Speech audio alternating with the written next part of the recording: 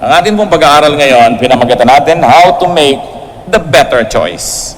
Dear God, thank you for protecting from evil men and evil spirits. And we pray, Father, that your will may be done in their lives and in ours. We rejoice in your goodness.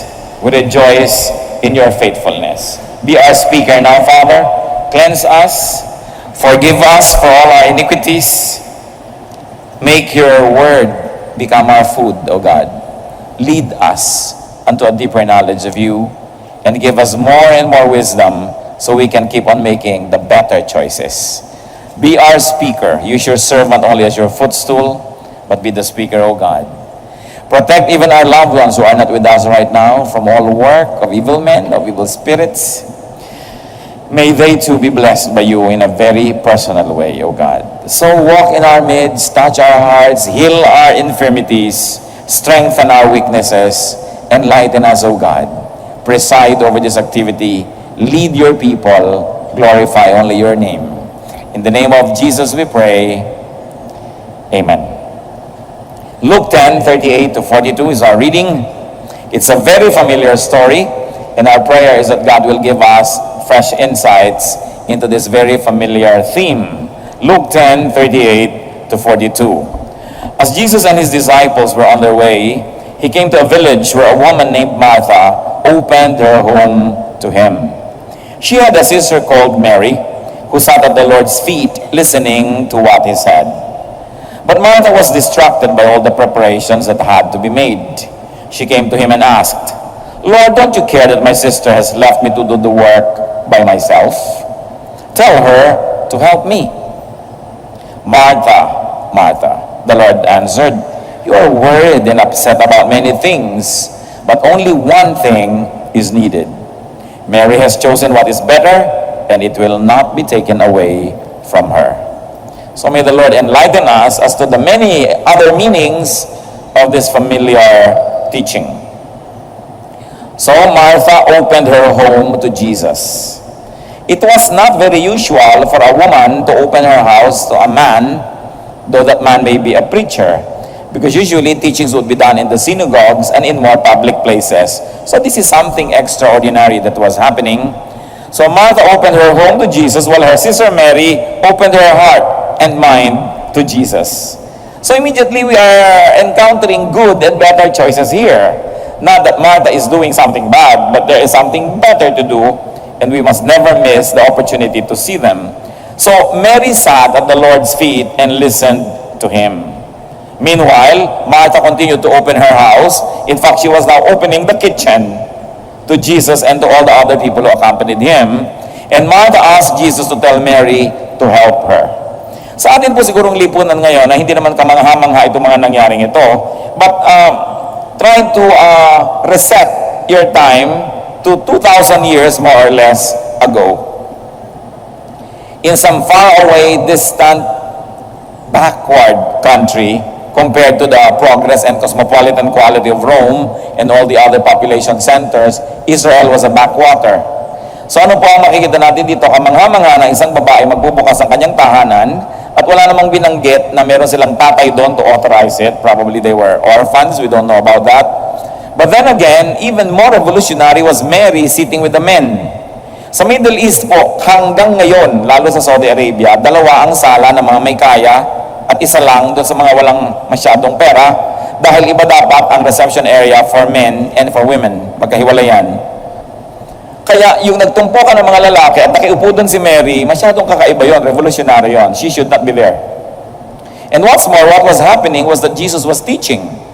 Obviously, he was teaching his disciples or his would-be disciples. So what was a female doing in that company listening? Was she also getting trained to become a teacher? Another revolutionary thought. So Martha stuck to what was standard, and she went to the kitchen just like any obedient and idealized woman of the time would do. She was preparing food for the men. At si Mary naman ay buong tapang na malagi doon at nakaupo siya sa paanan ni Jesus. This is a way of saying that you're a disciple. In fact, figure of speech na yan to say, I learned at the feet of so-and-so, which was the claim of Paul concerning his education under Gamaliel that he learned at the feet of Gamaliel. So, Martha was not able to contain herself at pumunta siya sa Panginoon. Sinabi niya na, yung pong kapatid ko, hindi niyo ba yan pagkasabihan na sumama sa akin sa kusina? Maring dalawa ang kahulugan nito. Isa ay para magkaroon siya ng katulong sa kusina. But given the kind of economic means they had, she probably had servants. So what was her main interest was to pluck Mary out of the company of these men and to pluck her of her possible mistake of being there to be taught among the men. At sinabi naman ng Panginoon kay Martha, no, she chose the better thing. Hindi niya po ginudge si Martha na walang kwenta ang ginagawa mo. Obviously, it's good to be hospitable. But when the Lord is there, you have to look for the better thing to do. So in this episode alone, we can have several insights about the characters. First of all, insights about Jesus. Jesus taught women. If I may add a parenthetic word, Jesus taught even women. And Jesus did not needlessly bow to his host, Martha. Napakadali po para sa isang religious leader na maging sunod-sunuran doon sa nagpapakain o nagbibigay ng bahay o nagbibigay ng donation. But the Lord, you see, also his conviction to do what was proper, and he did not allow even his host Martha to direct his activity. He did not needlessly allow his office or ministry to be directed by another person, though that person might look on the surface to be a benefactor. And Jesus commended Mary's act and Mary's interest with his teaching. He firmly let Mary stay at his feet to learn. So yan ang mga makikita natin tungkol kay Lord. What about Martha? Martha, first of all, was open to the work of Jesus. Otherwise, she would have not allowed her home to be receiving so many people. Martha was hospitable. Martha was typical. She did what was good according to the standards of her time, her culture, her environment. Martha wanted to use Jesus also to have her way over Mary. At hindi po yan unusual kahit sa mga panahon na ngayon na mayroong mga tao na ginagamit nila yung pastor o yung religious leader para makapag-prevail sila sa iba nilang family members. Pastor, sabihin mo naman sa asawa ko, sabihin mo naman kay ganon, sabihin mo kay ganyan. Yung kung pwede nila i-manipulate yung kanilang mga spiritual leaders, gagawin nila. Martha also wanted to limit Mary to what was good, to the same good that she assigned to herself. Martha had an idea what was good for Mary and for others. We are not saying na kontrabida yang si Martha. She did what was good. Mary, however, was interested with learning from Jesus, definitely not from her sister at this time. Mary was interested with learning the better thing, and she made the decision to go for the better thing. She risked the disapproval of Martha, her sister, who obviously must have been the older one, and Mary won the approval of Jesus. Though, initially, she risked the irk and disapproval of her own sister. So kung yun lang po yung kwento, ano kaya ang maaaring niya na maituro sa atin sa mga panahong ito? Sa inyo po ng mga nagbubukas sa inyong tahanan sa gawain ng Panginoon, sa inyo ng mga naglilingkod sa iba't ibang capacity for the furtherance of God's kingdom, when you open your home to Jesus, do not miss out on the better thing. Hanggang ngayon po, nalulungkot ako para sa ilang tao, at isa dyan I specifically remember, who was very hospitable to our work. Yung mga pagsisimula ng mga gawain natin, napaka-hospitable. This person would open the house and host everybody, but would always be very busy at the kitchen. So balik-balik sa kitchen, sa sala, balik-balik sa kitchen, sa sala. Kaya nag-grow na lahat yung mga taong doon lang nakakilala sa Panginoon sa kanyang bahay, naiwan na siya at lahat, at hanggang ngayon, kung siya ay a-attend ng spiritual activity, dapat mo pa rin ilagay sa evangelism class. And I'm talking about mga 15, 17 years ago. Kasi nga hindi nag-grow yung tao dahil siya yung host. Naging abalang-abala sa pagiging mabuting host. At hindi nga masama yun, pinaulit-ulit natin yan, pero nalugi siya because she missed out on the better things. The good things in any Christian gathering may be the fellowship, the meals, and even playing host is a commendable thing. But better things will always include learning, growing in the knowledge of God. Remember that we gather to know God more and to let other people know God more. If there is nothing added to our insights about God, to our relationship with Him, if we did not become closer or we did not see a part of God that we have not seen or appreciated before, then we probably waste our time. Colossians 1:10, and we pray this in order that you may live a life worthy of the Lord and may please Him in every way, bearing fruit in every good work, growing in the knowledge of God. Pag sinabi nila na, wow, very successful ang activity, very successful ang worship, very successful ang anniversary, very successful ang event, ano po yung mga panukat na ginagamit para masabing matagumpay ang isang gawain? In worship service, people who attend and people who organize the worship must all grow in the knowledge of God. So, it is good to attend, but the better thing is to know more about God. Kasi merong a-attend nga, hindi naman makikinig. Nandun nga yung katawan, pero wala naman yung isip. So do not just attend an event, do not just perform a role or a task.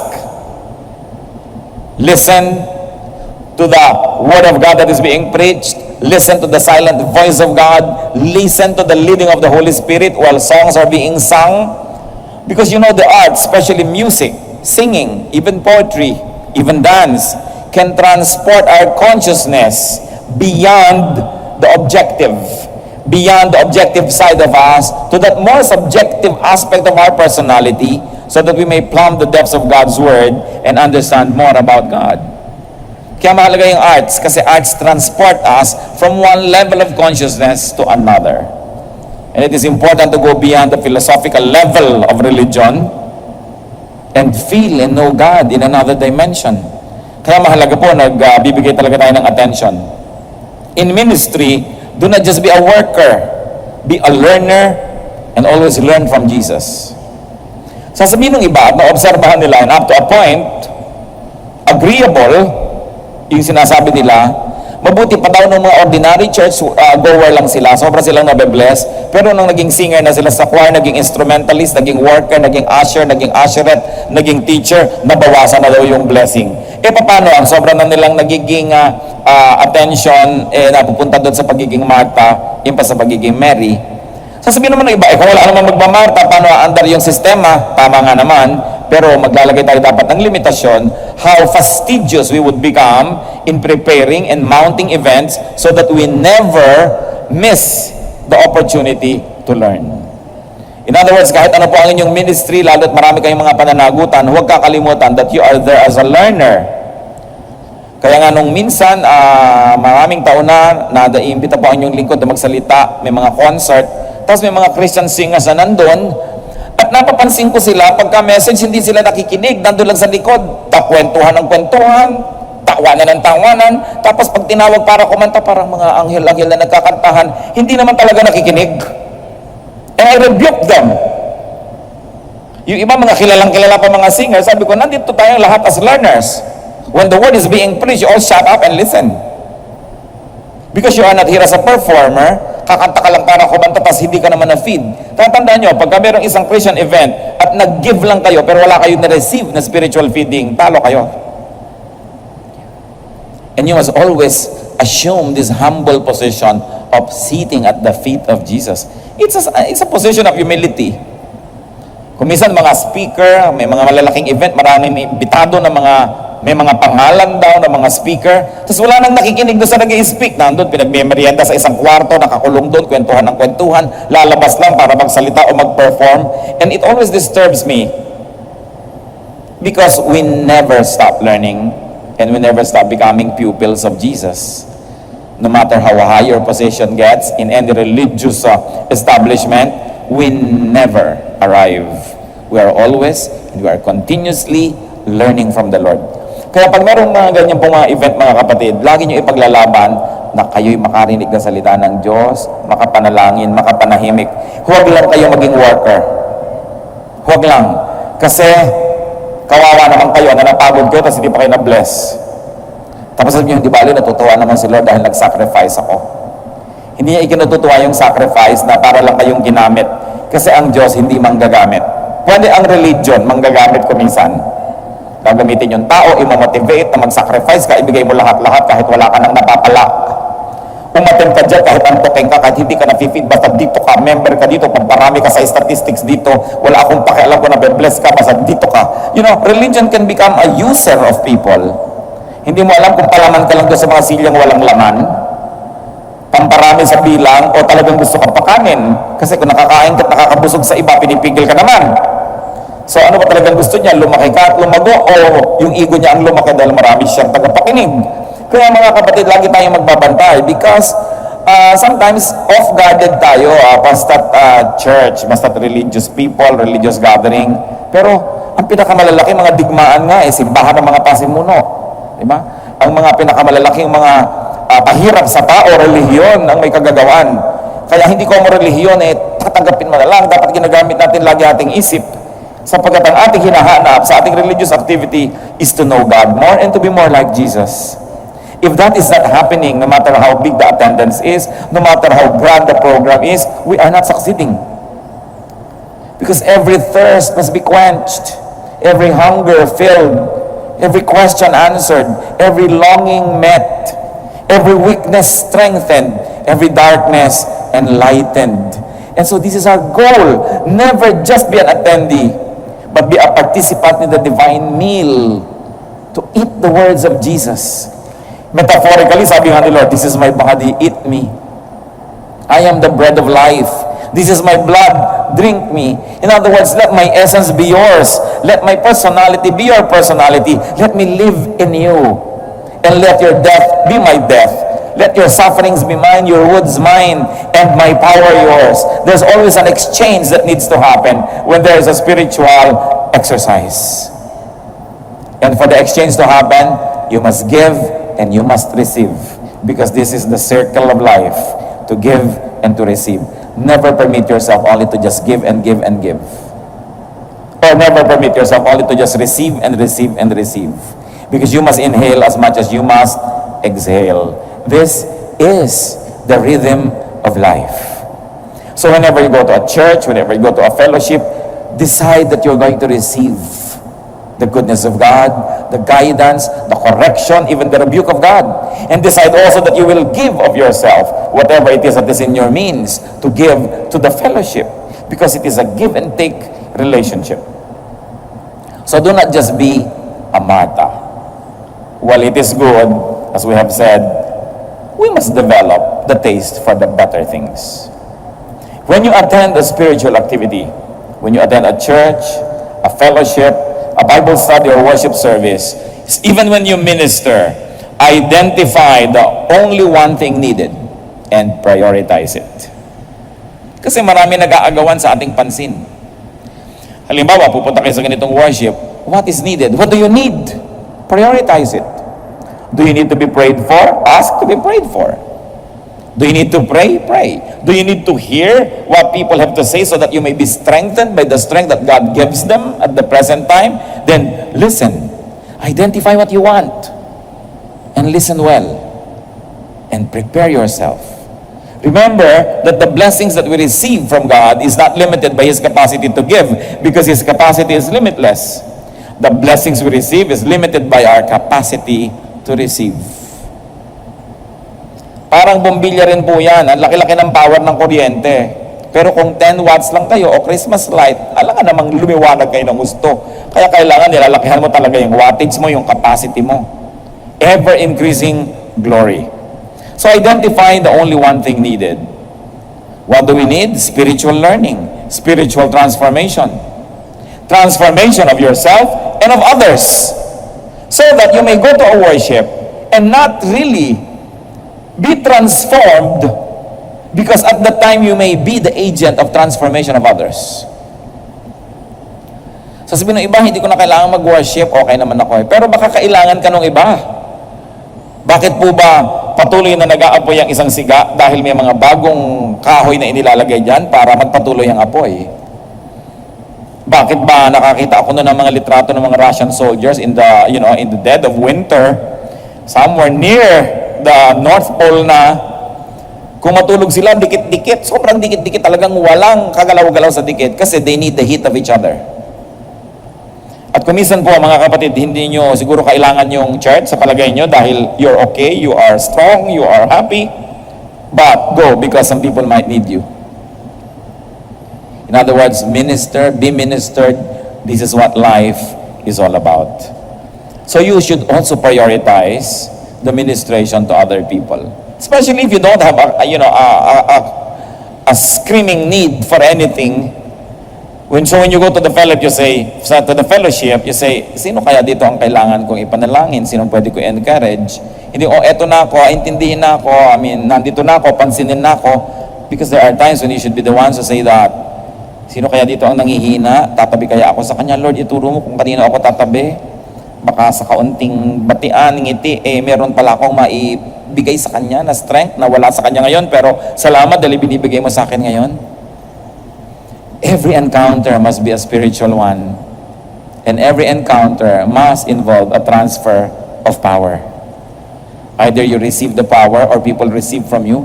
Natatandaan niyo po yung babaeng dinudugo na humipo siya sa laylayan ng damit ng Panginoon. At biglang lumayo ng Panginoon, sino ang humipo sa akin? Dahil sabi niya, naramdaman niya na may kapangyarihang lumabas sa kanyang katawan. So dapat nararamdaman natin may kapangyarihang pumasok sa ating espiritu. At meron din namang lumalabas sa atin pag nagmi-minister tayo Subukan ninyo magpayo sa may problema. Para kayo nakipag-boxing, nakakapagod dyan. Talagang power comes out of you. But you know that it went to somebody who needed it. That's why we continue to replug ourselves to the source of that eternal power. Our Lord, our God, our Creator. Kaya ting kumakanta, ting nananalangin, lagi nyo hinahanap, Lord, bless me, bless me. It's a matter of attitude. Dahil pag naghanap kayo ng irereklamo, maghahanap ka ng ipipintas sa katabi ninyo, doon sa church, sa upuan, sa ilaw, hindi rin kayo mauubusan ng ipipintas Pero dumating ba kayo para yun ang hanapin?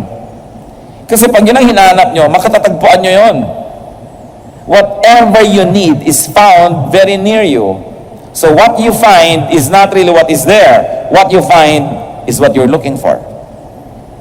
That's why if you're looking for God's grace, for God's power, you will definitely find it. Because it is everywhere. At kung hindi natin natagpuan yan, ibig sabihin lang, hindi naman talaga yun ang hinanap natin.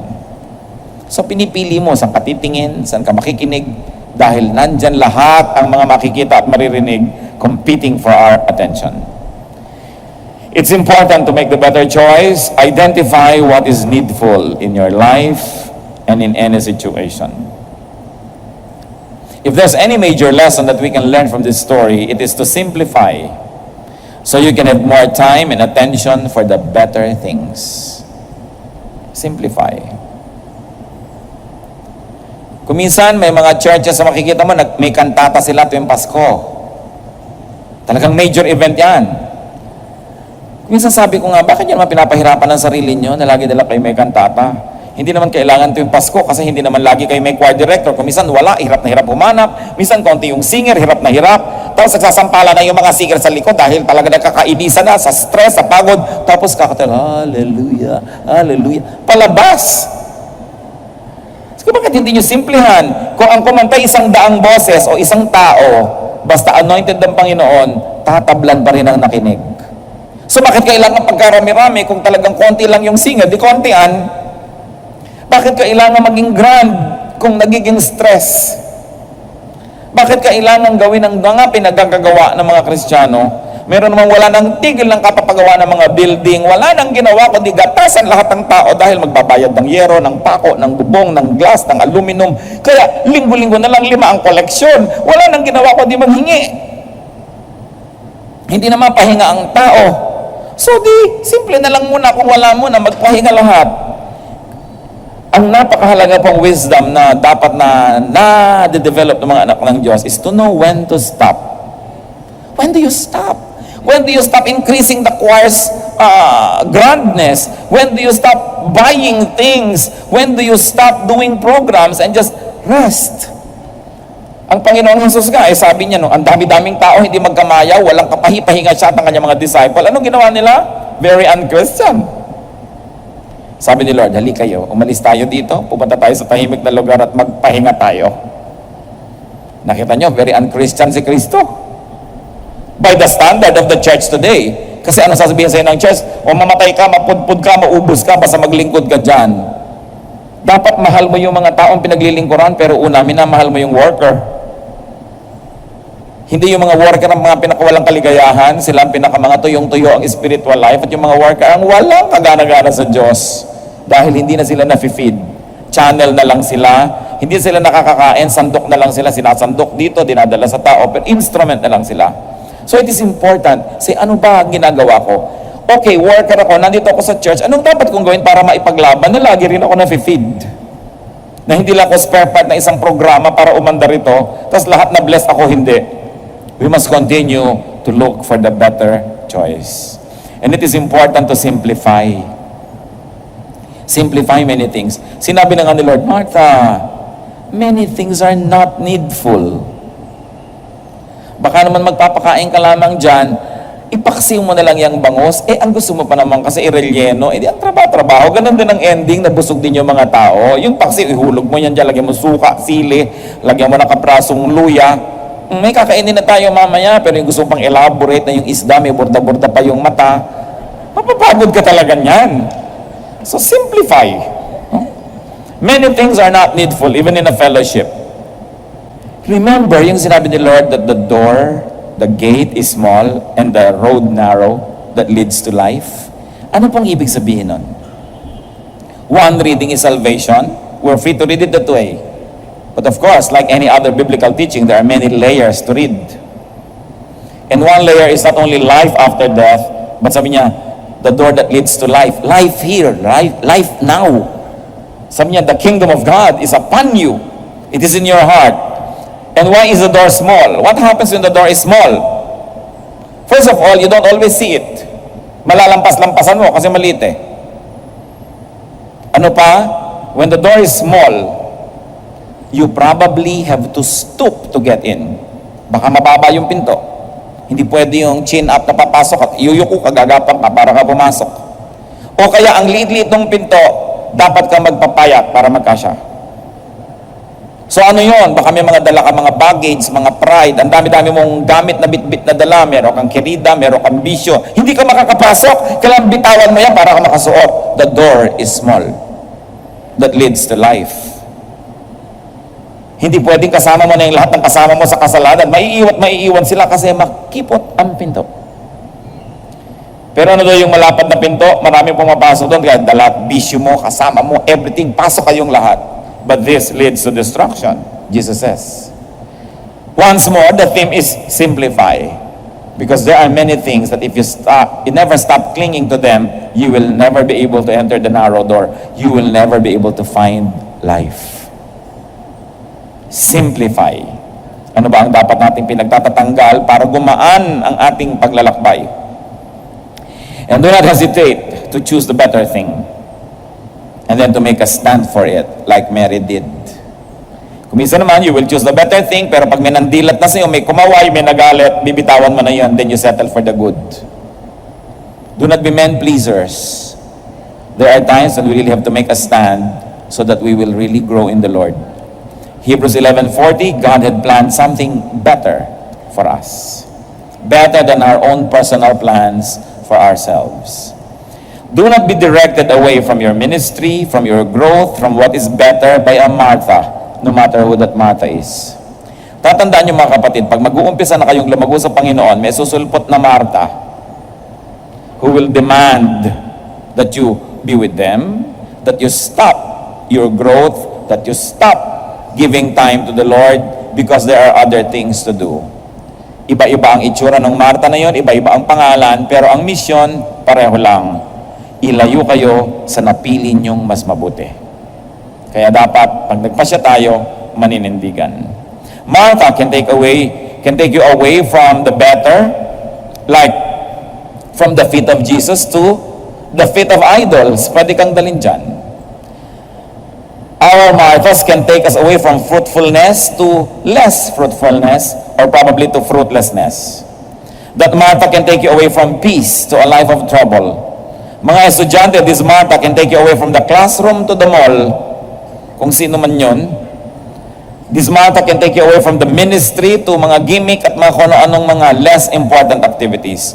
From work to idleness. Marthas can take you away from your family. Yung mga may pamilya ka na, kakalong-kalong pa sa'yo, dapat yan ay inihahagis. No? Dahil pagka naging hospitable ka dyan, ilalayo ka niya. And these Marthas can take you away from greatness to irrelevance. Maraming Martang naglipana sa buhay. Of course, we are now stretching what Marthaness means. Not to demonize the Martha of the biblical story, dahil hindi naman siya masama. Gusto lang niya mag-settle for the good. Proverbs 1:10, my son, if sinners entice you, do not give in to them. Huwag kang papayag na madala ka sa mali. So foremost in Jesus' priority was teaching. He did it and did not let Martha take a pupil away from him. Foremost in Martha's priority, Mary's priority was learning. She sought it and did not let Martha stop her. Foremost in Martha's mind was a good but not the better priority. What is the challenge of these characters to us today? Check your priorities. Are you settling for the good? Have you made a choice for the better? Make a stand for it. Could you be relegating learning from Jesus to lower levels of priority? Pero sa atin nga po, ang tagumpay-tagumpay ng Panginoon ngayong panahon na ito dahil pinili niyong nandito tayo, we fellowship, we sing, we worship, we bring our offering. What can be better than that? Tell me, makaka-invento ba kayo ng ibang activity ngayong panahon na ito better than worshiping? I don't think so. Because to worship is to be with our God and with God's people. Probably, there's just one other thing na pwede nating sabihin, pwedeng bigyan ng panahon, and that is to do good to the needy, to do good to the sick, to the weak. And probably that is the only activity that may allow us, no, to set aside this kind of activities dahil yun man worship of God. Sinasabi that pure religion before God is to visit the sick, the orphans, the widows. That doing good to people is a very high level of religiosity. At huwag tayong magpapadala sa mga pagpapahalaga sa maliliit na bagay at pagpapalaki sa maliliit. Matthew 23:23, the Lord's rebuke to some hypocritical people. Woe to you, teachers of the law and Pharisees, you hypocrites! You give 1/10 of your spices, mint, dill, and cumin, but you have neglected the more important matters of the law, justice, mercy, and faithfulness. You should have practiced the latter without neglecting the former. So what are we trying to see here is that yes, there are good and there are better choices. That we should never neglect the more substantial aspects of our faith. 1 Corinthians 2:2, I resolved to know nothing while I was with you except Jesus Christ and Him crucified. So to focus on knowing Jesus is a great priority that we can do. But to focus on knowing Jesus means not knowing about many other things. Tulad ng isang kilala ko po na nagpakadalubhasa at may PhD tungkol sa kamatis. Talagang doktor siya, PhD, kamatis. No? Specialty tungkol sa kamatis. Pero pag tinanong siya tungkol sa okra, wala siyang alam. Bawang, hindi na rin niya alam. Kasi pag inalam mo ng inalam ang isang bagay, nawawalan ka ng oras para sa iba. So, pag inalam natin ang inalam ang mga tungkol sa Diyos, kinilala natin ang kinilala si Jesus, it goes without saying that you will have to neglect knowing other things. Marami na tayong hindi gagawin, hindi na aalamin pa sapagkat di naman natin kailangan para magbigay tayo ng mas maraming panahon para sa Panginoon. What simplification must you do in order to have more time and more space for Jesus? What downsizing must you do in order to have more time and space for Jesus? Ang kaagaw lang naman ng Panginoon sa ating panahon para siya makilala, makaulayaw, makasama, yung mga ibang binibigyan natin ng priority. Yan lang naman. Kung kayo po ay isang family man, prioritize your wife, your children, your family, and knowing God and your ministry, then marami ka na hindi gagawing iba. Bukod sa yung kailangan gawin na trabaho. Hindi pwedeng may mga nakasingit pa dyan na kung ano-ano, kasi magkakanda, sabog-sabog ng yung oras, at meron ka ng nanakawan para lang pagbigyan ng iba. Ganon din ang isang may bahay. Kung ikaw ay isang anak na kabataan, estudyante, anong priority mo? Ang maging matapat sa iyong mga magulang, mabuti sa iyong mga kapatid, mag-aral, at ang lahat ay para na sa Panginoon. So marami ka na rin hindi gagawin. Marami kang hindi pag-uubusan ng oras. Siguro kailangan mag-cut ka rin ng oras ng kate-text. Kapupunta sa mall, kapapanood ako takot-takot na sine. Kasi 24 oras lang ang oras nating lahat. And in that aspect, we are all equal. So kanina natin ibibigay ang panahon, kanina natin ibibigay ang oras, laging tatandaan nyo, merong nawawalan at may binibigyan. Because the law of impenetrability is clear. Only one thing occupies one place at one time. So if we're going to know Jesus, we should sit there like Mary and never mind na hindi relyeno ang bangus. Maglabas na lang ng skyflakes. Pwede naman siguro. Bakit kailangan pang maglabas ka ng ginawa mong braso de Mercedes? Ang mahalaga lang, may pagsalusaluhan, may kainin. Huwag na kailangan masyadong maluho o maarte dahil kung mawawalan ka ng panahon for the better thing. Kaya karamihan, pag may Bible study, yung host ang lugi. Kasi hindi siya ang nakaka-concentrate. I say, nag-host na rin lang kayo, dapat kayo ang number 1 makinabang. So, simplify. Philippians 3:7-9, but whatever was to my profit, I now consider loss for the sake of Christ. What is more, I consider everything a loss compared to the surpassing greatness of knowing Christ Jesus my Lord, for whose sake I have lost all things. I consider them rubbish, that I may gain Christ. At sino man po ang mayroong kanyang pananaw na anumang bagay ang kanyang tanggihan dahil ang kanyang pinaunlakan ay ang imbitasyon ng Panginoong Jesus, at yun ay itatrato na lang niyang baliwala at basura lang kesa naman pahalagahan pa niya, ang ganito mga tao ang magkakaroon ng mas lumalalim na pagkakilala sa Panginoon. These are the people who will experience God in many dimensions, in ever deepening ways, in ever expanding concentric circles. It is important to prioritize. And to prioritize, we simplify. Heavenly Father, we ask you to give us practical wisdom.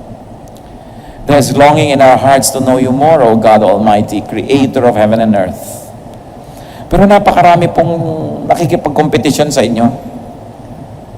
Umaagaw sa aming loyalty, sa aming resources, sa aming panahon, sa aming time, talent, treasure. Give us, Lord, eyes that see. Give us wisdom so we may always make the right choices. May we never ever be tempted between good and bad, because that is not fitting to your people. And even more so, may we not be confused between good and better, and between better and best. We know, God, that what is not important 10,000 years from now is probably not really important. So turuan mo kaming huwag magpahalaga sa mga walang kwenta. Palampasin na lang namin ang mga di naman talaga mahalaga. That we may not be too attached to anything, to anyone, to any event.